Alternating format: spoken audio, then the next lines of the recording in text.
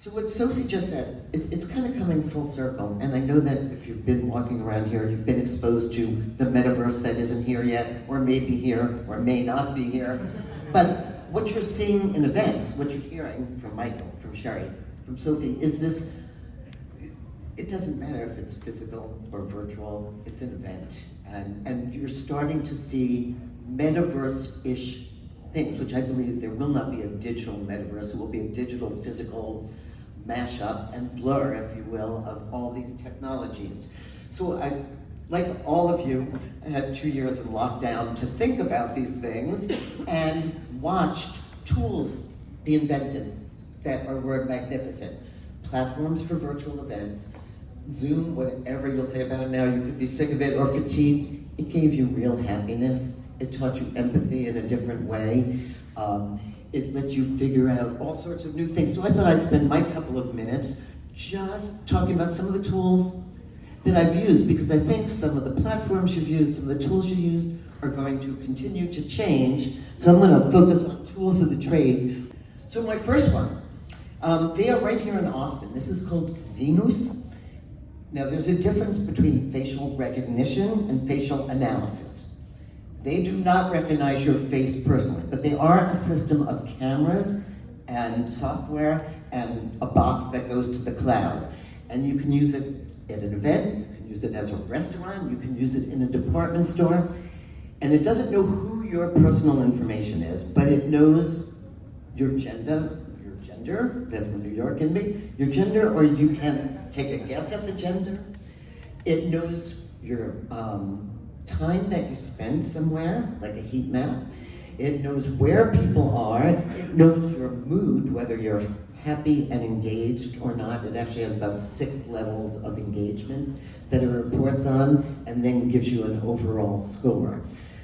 This is a very, if you read skipped meetings this morning, this is a very touchy subject, because you come from New York like me, Madison Square Garden is throwing people out with facial recognition because the Dolans don't like the side that they're on. So facial recognition, facial analysis, different, but coming soon to an event near you to help you analyze and personalize. Well, I was going to say, this has been around for a long time in other sectors. So those of you involved in live music, you've been using facial recognition security to be dealing, it's not a new thing. I look at this as someone who's both an event consumer and creator, and this bothers me a bit. I would rather have personalization through iBeacons, through Listener with your differentiated high-pitched audio to find exactly where you are and provide you then a different thing depending on where you are in an event and doing the same thing remotely. So there's less creepy ways to do it, but there's ways to personalize with the experience of what someone's actually doing. Familiar with Descript. So you're sitting here now, right? You've just been through a 45 minutes of listening to us, but you really want to share the one thing that made sense to you with a friend or with your audience. Descript, as do many others that are out there, will ingest your video, all 45 minutes of it, depending on your price plan that you buy, and turn it into words, which is my craft, so I'm much more comfortable with it than video editing. I will then edit just the amount I want, that 30 seconds of brilliance. I will put a caption on it and a title slide on it, and within 10 minutes, I've got, all my social media channels filled. This is so incredibly important because your event does not stop when the event stops. There is a long tail, and there is actually a pre-show also. So I use Descript to tease content before the show. I use it for posting those moments of brilliance after the show. There are not a Descript commercial, there's a million like them, and they're getting smarter. Some will actually pinpoint the sentiment now within your words, so they can say, this is where they talked about gold. And I will be a Descript fangirl right now, because literally just edit out all the ums. You can then just edit the text, it edits the video. You'll see a lot of podcasters using it, but I'm using Otter. So while we're talking, I'm live transcribing all my sessions, and then you can add what your highlights are, and I've been quietly sending them to Robin so that she can see what she's not in. And for me, we were able to do this so much during the pandemic, whether it's screen capture or whatever we were doing. How do we capture live event nuggets And then how do we then know what you got?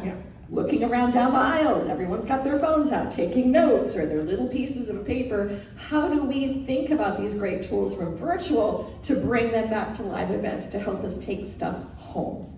So I love Otter. There's lots of other Anybody tools. running Otter in the audience right now? Oh, OMG. Yeah. About ChatGPT, and if you've been around for the last, 3-4 months, you have been a part of the largest public beta test ever unleashed on the world, probably since the internet, which was released much slower. But I mean, this is amazing. ChatGPT is a large-scale learning modeling language. It basically has taken all of our words and thoughts that we've been populating the internet with forever, and is predictive and generative in the answer that it will give out based on its body of information. So you have to remember, it knows nothing new, and you really do have to understand that, in particular ChatGPT, though a new version was released this very morning, and is it Pi Day? No, yesterday was Pi Day. But anyhow, so I asked ChatGPT very simply, make me an event about generative AI, and I'd like to cover text and images and make it run from 9 to 5, and it spit out what was a pretty damn good event. It still needed some human crafting, and then I went back and I said, give me some experts that can talk on the subject. So as event planners, I'm not saying to abandon your personal skills, but it helped me find a couple of things that I should have addressed that maybe I wasn't thinking. The group of us who are building, there's 6 of us building a VR event space, and we are using ChatGPT as the handy parrot at our elbows. So whether it's looking at competitive analysis, where we did the competitive analysis on what we were looking at, and then we asked OpenAI underneath of ChatGPT, and it found 80% of the competitors we already found, plus a couple that we hadn't thought about. It's really great at being that assistant to say, did you think about, did you worry about, and did you think about the experience you're creating to add ideas? But there's so many of these tools out there, and Eva's whole thing is prompt architecture. It's how you ask the question. This is work, and she just wrote this book called Prompt Craft, and I urge all of you to study a prompt like you would study a Zen koan. How you talk to this machine is super important, and the more precise and particular and intentional you can be, the better results you will get. And she writes about parameters that you can help to describe why a comma is important, because you're still talking to a machine that ain't too bright about some punctuation and phrasing. So it's sort of like coding, but in the English language. And what Evo says, our kids are learning about art history by doing this. Like all of a sudden they're talking about pointillism and surrealism, and give me something in the style of Miro.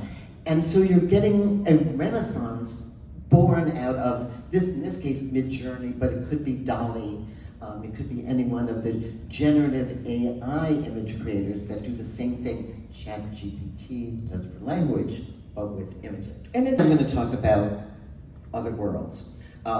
This happens to be for Bella. Again, I'm not a commercial for anything, but it is a world that lives in the digital sphere. It does require a download. Some, like spatial, do not require a download. You enter these worlds as an avatar of yourself, or whatever you want to be at that moment. But the point is, and for Bella in particular, it has a beach, it has a disco club. So I can go in as me in my suit during the day, but I can put on my fairy wings and have a good time at night at the disco. How do you use this in events? This is your persistence.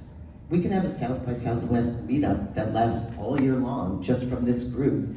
You buy a space, you keep it as your corporate headquarters, if you will, and it becomes a multi-purpose space.